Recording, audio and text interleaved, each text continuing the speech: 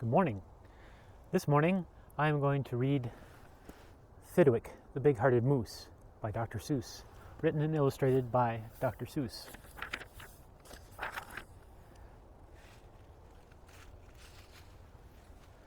Up at Lake Winnebago, the far northern shore, lives a huge herd of moose, about 60 or more, and they all go around in a big happy bunch looking for nice tender moose moss to munch.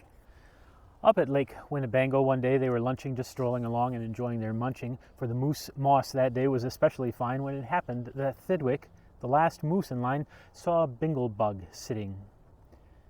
The bug called out, "Hey, it's such a long road and it's such a hot day. Would you mind if I rode on your horns for a way?" "Of course not," smiled Thidwick, the big-hearted moose. "I'm happy my antlers can be of some use. There's room there to spare and I'm happy to share. Be my guest, and I hope that you're comfortable there." So the bingle bug picked out a nice easy seat and the moose went on looking for moose moss to eat. Well, an hour or so later the bug heard a squeak and he heard the small voice of a tree spider speak. "I say," said the spider, "you've got a fine place. That moose seems quite friendly, has such a nice face. If I got on too, do you think he would mind?" "Hop aboard," laughed the bug, "and I think that you'll find that the moose won't object. He's the big-hearted kind." "I accept," said the spider with joy and delight, and he started a web on the horn to the right. While the spider was spinning, he heard a gay song, and a fresh little zinazoo bird came along. He stopped, and he stared, and he chirped, "Well, well, well, what a smart place to build. What a great place to dwell. I've been living on trees ever since I was born, but here's something new. Why not live on a horn? If there's room there for two, then there's room there for three." "There's plenty of room," laughed the bug, "and it's free." Thidwick stopped walking. What was all that talking? These guests had caught Thidwick the moose unawares. "Hey," he called up, "what goes on there upstairs?" "Just building a nest, sir," the zinazoo said, and began yanking hairs out of poor Thidwick's head, and he plucked out exactly 204. "Don't worry," he laughed, "you can always grow more." Then he dozed off to sleep in his fine moose hair nest. "This bird," murmured Thidwick, "is sort of a pest, but I'm a good sport, so I'll just let him rest. For a host, above all, must be nice to his guest. Besides, now it's getting quite late in the day, and surely tomorrow they'll all go away." But alas, the next morning the sun's early light brought to Thidwick's sad eyes a most unwelcome sight.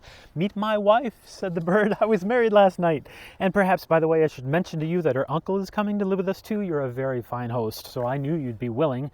Then the uncle, a woodpecker, started in drilling. All Thidwick's friends shouted, "Get rid of those pests." "I would, but I can't," sobbed poor Thidwick. "They're guests." "Guests indeed," his friends answered, and all of them frowned. "If those are your guests, we don't want you around. You can't stay with us because you're just not our sort." And they all turned their backs and walked off with a snort. Now the big, friendless moose walked alone and forlorn, with 4 great big woodpecker holes in his horn. "What holes?" whispered Herman, a squirrel who spied 'em. "What holes to hide nuts in? Mind if I tried 'em?" "They're yours," called the woodpecker. "Get right inside 'em. This big-hearted moose runs a public hotel. Bring your nuts, bring your wife, bring your children as well." So the whole squirrel family jumped on pell-mell. And the very next thing the poor animal knew, a bobcat and turtle were living there too. Now, what was the big-hearted moose going to do? Well, what would you do if it happened to you? You couldn't say scat, because that wouldn't be right. You couldn't shout scram, because that isn't polite. A host has to put up with all kinds of pests, for a host, above all, must be nice to his guests. So you'd try hard to smile, and you'd try to look sweet, and you'd go right on looking for moose moss to eat. But now it was winter, and that wasn't easy, for moose moss gets scarce when the weather gets freezy. The food was soon gone on the cold northern shore of Lake Winnebago. There just was no more. And all Thidwick's friends swam away in a bunch to the south of the lake where there's moose moss to munch. He watched the herd leaving, and then Thidwick knew he'd starve. If he stayed here, he'd have to go too. He stepped in the water. Then, oh, what a fuss! "Stop!" screamed his guests. "You can't do this to us. These horns are our home, and you've no right to take our home to the far distant side of the lake." Be fair, Thidwick begged, with a lump in his throat. We're fair, said the bug. We'll decide this if I vote. All those in favor of going, say aye. All those in favor of staying, say nay. Aye, shouted Thidwick, but when he was done... Nay, they all yelled. He lost 11-1. We win, screamed the guests, by a very large score, and poor, starving Thidwick climbed back on the shore. Then do you know what those pests did? They asked in some more. They asked in a fox, who jumped in from the trees. They asked in some mice, and they asked in some fleas. They asked a big bear in, and then, if you please, came a swarm of 362 bees. Poor Thidwick sat down with a groan to his knees, and then came something that made his heart freeze. Bullets came zinging right past Thidwick's face. Guns were binging all over the place. Get that moose, Thidwick heard a voice call. Fire again and again and shoot straight, one and all. We must get his head for the Harvard Club wall. Thidwick took to his heels with that load on his head. With 500 pounds on his horns, the moose fled. He could have run faster without all those pests, but a host, above all, must be nice to his guests. Up canyon, off cliff, over wild rocky trail, with bullets bouncing around him like hail, up gully, through gulch, and down slippery sluice with his hard-hearted guests, raced the soft-hearted moose. And they finally had him. Because of those pests, he had run out of luck. Because of those guests on his horns, he was stuck. He gasped.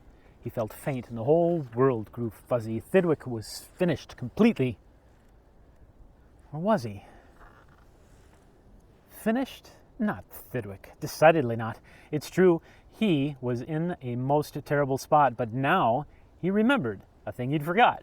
A wonderful something that happens each year to the horns of all moose and the horns of all deer.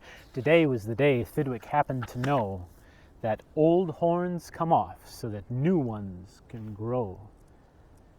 And he called to the pests on his horns as he threw 'em. You wanted my horns, now you're quite welcome to 'em. Keep 'em, they're yours. As for me, I shall take myself to the far distant side of the lake. And he swam Winnebago, and he found his old bunch, and arrived just in time for a wonderful lunch at the south of the lake, where there's moose moss to munch. His old horns today are where you knew they would be.